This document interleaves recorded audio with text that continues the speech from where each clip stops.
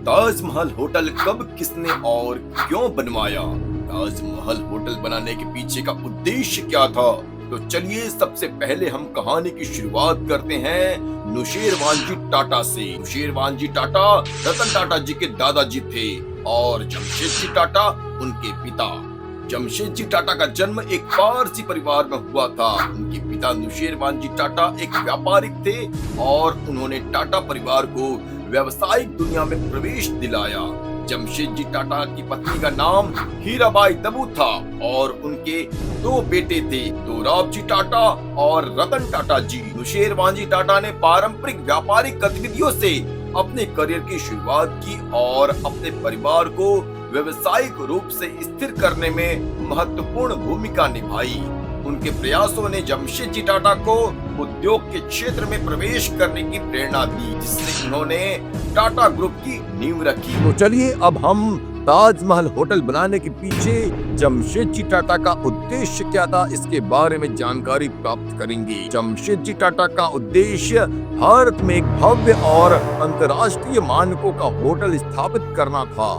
कहा जाता है कि जमशेदजी टाटा को एक बार अंग्रेजों के एक होटल में प्रवेश मना कर दिया गया था क्योंकि वह भारतीय थे। इस अनुभव से प्रेरित होकर उन्होंने यह निर्णय लिया कि वे एक ऐसा होटल बनाएंगे जो न केवल भारतीयों के लिए बल्कि विश्व स्तर पर भी सम्मान और प्रतिष्ठा का प्रतीक बने। ताज होटल को बनने में करीब 14 साल लगे थे। साल 1889 में जमशेदजी टाटा ने अचानक ऐलान किया कि वे बॉम्बे में एक भव्य होटल बनाने जा रहे हैं। जमशेदजी टाटा के दिमाग में बॉम्बे में भव्य होटल बनाने के पीछे एक अनोखी कहानी और बदले की आग थी। उन दिनों में बॉम्बे के काला घोड़ा इलाके में स्थित वॉटसन्स होटल सबसे नामी हुआ करता था, लेकिन वहाँ सिर्फ यूरोप के लोगों को ही प्रवेश मिलता था।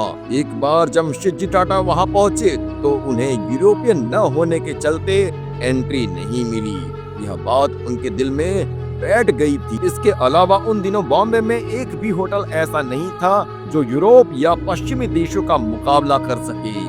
जमशेदजी टाटा अक्सर अमेरिका, यूरोप और पश्चिमी देशों की यात्रा किया करते थे और वहाँ होटल और दूसरी सुविधाओं को देखा था। साल 1865 में सैटरडे रिव्यू में एक लेख छपा जिसमें लिखा गया था कि बॉम्बे को अपने नाम के अनुरूप अच्छा होटल कब मिलेगा।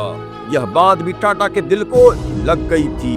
जमशेदजी टाटा ताज होटल निर्माण के लिए सामान खरीदने के लिए कोने कोने तक गए। लंदन से लेकर बर्लिन तक के बाजार को खंगाल डाले। ताज होटल भारत का पहला होटल था जहां कमरों को ठंडा रखने के लिए कार्बन डाइऑक्साइड बर्फ निर्माण संयंत्र लगाया गया था। होटल के लिए लिफ्ट जर्मनी से मंगवाई गई थी तो पंखे अमेरिका से आए थे। हॉल के बाल रूम में लगाने के लिए खंबे पेरिस से आए थे। उन दिनों ताज होटल की कुल लागत 26 लाख रुपए तक पहुंच गई थी। 16 दिसंबर 1903 को ताजमहल होटल का उद्घाटन हुआ। उस समय कमरों का किराया 6 रुपए प्रतिदिन रखा गया था। यह भाड़ा लगभग सभी होटलों के बराबर ही था, लेकिन पहले दिन होटल के महज 17 गेस्ट पहुंचे। आने वाले कुछ दिनों तक स्थिति लगभग ऐसी ही रही। ताज होटल के खर्चों ने जमशेदजी टाटा के सामने बहुत बड़ा आर्थिक संकट खड़ा कर दिया। कुछ लोग इसे जमशेदजी टाटा का सफेद हाथी कहने लगे थे, लेकिन धीरे धीरे स्थिति में सुधार आने लगा और दिन पे दिन गेस्ट बढ़ते चले गए और आखिरकार भारत का सबसे बड़ा होटल ताजमहल होटल बन गया। कहा जाता है कि उस समय में होटल को भतार खाना भी कहा जाता था। ताजमहल होटल न केवल एक होटल था बल्कि यह भारतीय समाज में बड़े बदलाव का प्रतीक बन गया था। यह एक ऐसा स्थल था जहां भारतीयों को सम्मान मिला और ब्रिटिशों के बीच भी भारत की ताकत और संस्कृति का एहसास हुआ। जमशेदजी टाटा का उद्देश्य सिर्फ एक होटल बनाना नहीं था बल्कि इसे भारत के गौरव के रूप में स्थापित कराना था। आज ताजमहल होटल भारतीयों की संस्कृति, महानता और व्यापारिक आत्मनिर्भरता का प्रतीक बन चुका है। जमशेदजी टाटा का यह योगदान हमें ये सिखाता है कि अगर किसी काम को ईमानदारी और समर्पण के साथ किया जाए तो सफलता जरूर मिलती है।